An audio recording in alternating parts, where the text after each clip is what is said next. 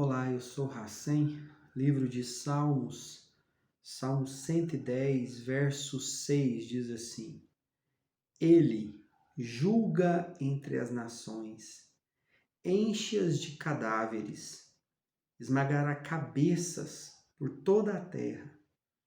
Ele julga entre as nações, enche-as de cadáveres, esmagará cabeças por toda a terra. O Salmo 110 é um salmo extremamente messiânico, a começar do verso 1.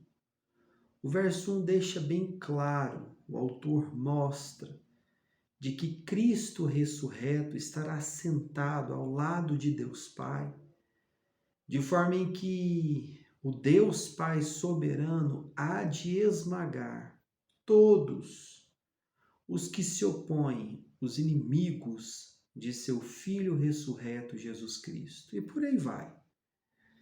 E quando eu me deparo com esse verso 6, dizendo que esse Deus soberano, Deus Pai, o Deus que criou e sustentou todas as coisas e mantém tudo pela palavra do seu poder, esse Deus há de julgar entre as nações. O texto diz que ele vai encher a terra de cadáveres e que vai esmagar as cabeças por toda a terra. Esse versículo ele coloca no meu coração um certo temor e medo de Deus, um profundo respeito ao Deus de amor, porém de extrema justiça diante ao mundo que conhecemos. Quando eu leio esse versículo, eu sinto um descanso, um consolo enorme. Até porque Jesus diz no Salmo, no Sermão do Monte, de que aqueles que têm sede e fome de justiça serão extremamente saciados. Esse versículo aqui mostra para mim de uma forma bem clara.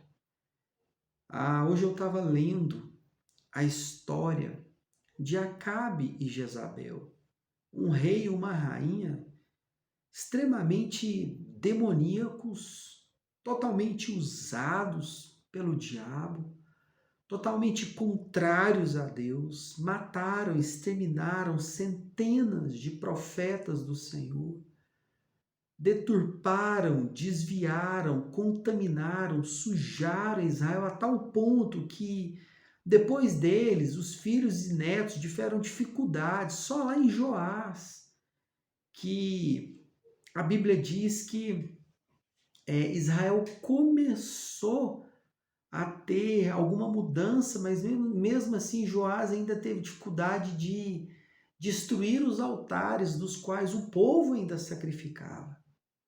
Então foi um casal que liderou Israel de uma forma extremamente maligna, mas o juízo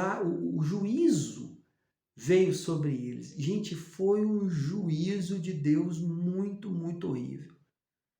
Acabe foi morto de uma forma horrorosa.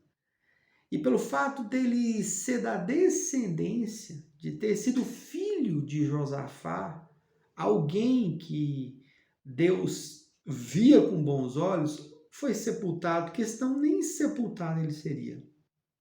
A mulher dele, uma mulher que praticamente governou, passou por cima de Acabe, porque na verdade quem governava era Jezabel.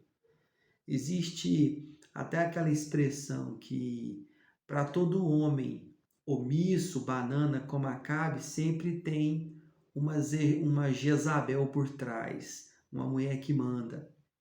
Jezabel, então, no juízo dela, a Bíblia diz que Deus levanta um profeta chamado Jeú para executar juízo.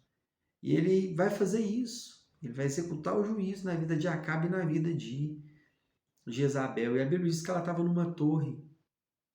Ele entra em Samaria, mata 70 dos descendentes que estavam sendo cuidados. Ele acaba com tudo, porque o profeta Elias tinha dito que não ia sobrar um da descendência de Acabe. E aí quando ele chega ali onde a Jezabel estava numa torre, e a Bíblia diz que ela se pinta e ela grita de lá, chamando Jeú de assassino. E Jeú dá um comando dizendo: quem dos soldados aí que estão perto de Jezabel é comigo, está do meu lado. E aí uns dão uma olhada para ele fala: pega essa mulher e joga daí de cima. A Bíblia diz que ela cai lá da torre, espirra sangue lá embaixo, nos cavalos ele vem. Jeú, um profeta de Deus, que é chamado para exterminar, passa por cima dela, a ponto que ela fica esmagada, pisoteada com o carro e com os cavalos. Uns dias depois ele pede para pegar o corpo dela, só que ninguém encontra, só encontra o crânio, as mãos e os pés de Jezabel, porque os cachorros tinham comido ela, e esse resto dela é jogado num campo como esterco, de forma que as pessoas iriam dizer: esta não é Jezabel, a grande rainha que tinha autoridade. Ou seja, o juízo de Deus, quando ele vem com muita pancada, ele vem de uma forma em que às vezes eu penso que até o diabo vai ficar com inveja de ver o mal santo que Deus vai fazer em favor do seu povo e para a glória dele. Porque o juízo de Deus virá contra toda impiedade e pecado que um dia entrou nesse mundo em Adão. Deus fará, e ele já fez na cruz por meio de Jesus a limpeza, mas ele fará diante dos nossos olhos e de todo mundo de forma absoluta. E se a Bíblia diz que Jeú, Deus fala, por você ter feito o que eu aprovo, a descendência sua vai ocupar o trono até a 4ª geração. Então Deus, meus amigos, vocês que estão me ouvindo, ele exerce juízo. Nós precisamos entender isso. Jesus deixou bem claro em Mateus 10, 28, olha, não fica com medo de quem mata o corpo, tenha medo de quem pode matar o corpo e a alma, lançar o corpo e a alma no inferno. E esse quem faz é Deus. Esse quem faz é Deus. Você tem medo do diabo? De que você tem medo? Se você tiver medo de alguma coisa que esteja além do Senhor, meu querido, eu te aconselho a repensar, porque eu tenho.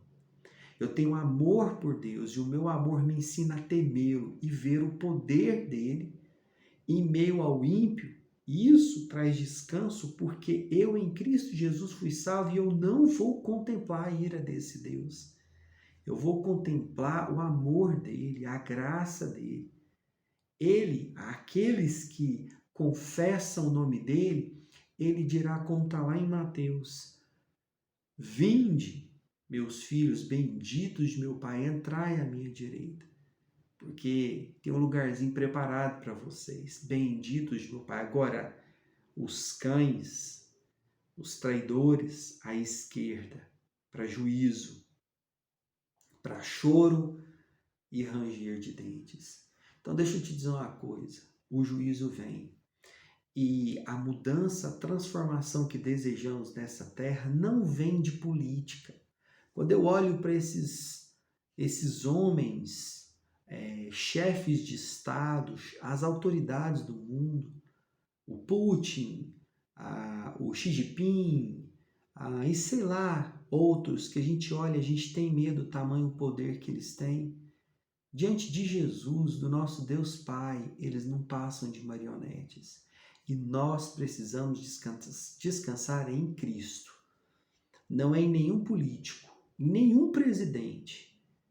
Saber que um crente, ele é chamado não para ser de direita ou de esquerda, mas para entender que ele é chamado para ser de Cristo, que é o centro da vida dele.